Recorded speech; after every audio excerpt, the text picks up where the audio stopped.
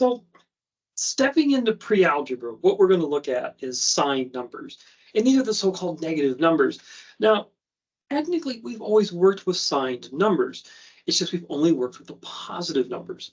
And the negative numbers, well, if we think of the positive numbers, say here's 0. Now, 0 is not positive. It's considered neither negative or positive. But number 1, number 2, number 3, and so on. But these are numbers as we count to the right. If we count in the opposite direction, these are the negative numbers. -1, -2, -3, and so on.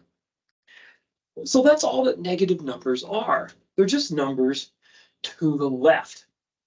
And another way we sometimes encounter negative numbers are in temperatures. So suppose we have our thermometer, and here we have our temperatures here. It's going to be 0, 1, 2, 3, 4. So this is a section torn out from a thermometer. Well, as temperatures rise, I mean, they continue on up as temperature increases.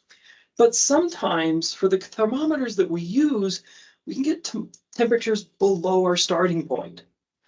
So we'll call this -1, -2, -3, and so on.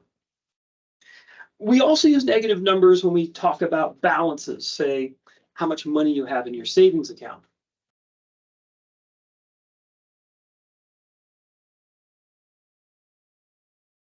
So if you have your savings,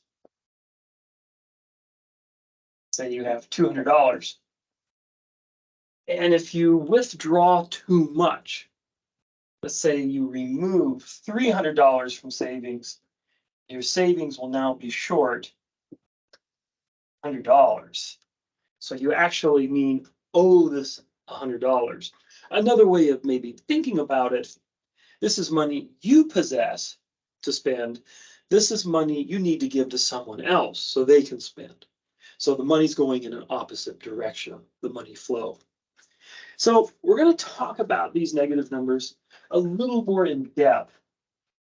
And just one other thing to mention is, well, when we talk about their size, how do we do this?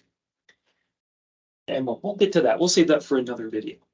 So any questions about that, let me know.